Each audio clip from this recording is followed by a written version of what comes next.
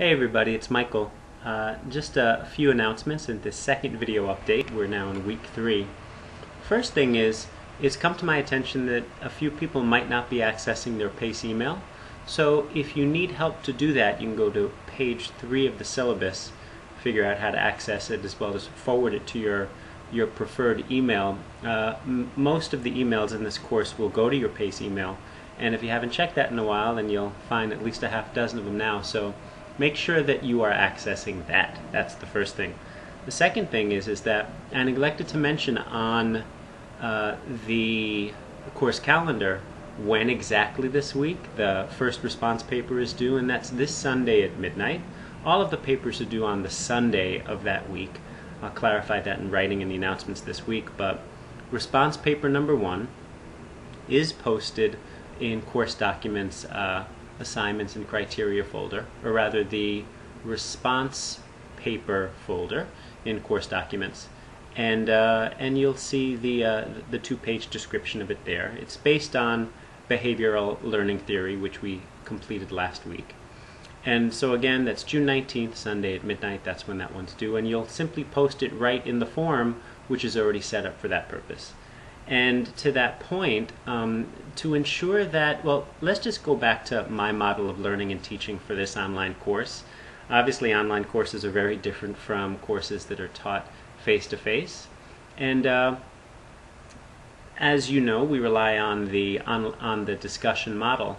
But I find that often we can't get to enough within the week while the discussion is taking place. So I've gone back in both discussion 1 and discussion 2 and added a number of comments that I thought were important for you to understand some of the key topics. Now, especially from discussion 2, which is on behavioral learning theory, which your paper is going to be based on, I went back and I clarified a few things, filled in a few things, and just added some comments. So what I'm going to strongly recommend that you do for all of the discussions is go back in and look at some of the comments. Now, you might say there's 200 posts in there. It's going to take a long time for me to look at everything. I need to read everybody's postings. You don't. However, you should read mine. So in the first video that I posted, I gave instructions for how you can actually do that search function. You'll see there's a search button up at the top. You put in Weinraub, you click out the before and after, and then you press submit.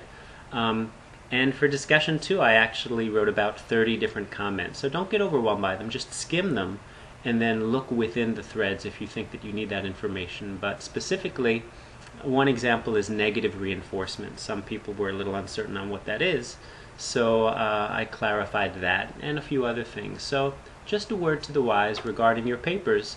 Always be sure to go back and look in the discussions for the comments that I made, because they may help you to learn or to understand a little bit better some of the concepts you're going to want to talk about in your papers. So that's all for this video update. As soon as I log off, I'm going to get back into the discussion. So I look forward to seeing you on the boards. And as always, if you've got any question, we can talk on the phone or talk in person, or just as we have been doing, do it online. So I'll see you on the boards. Bye-bye.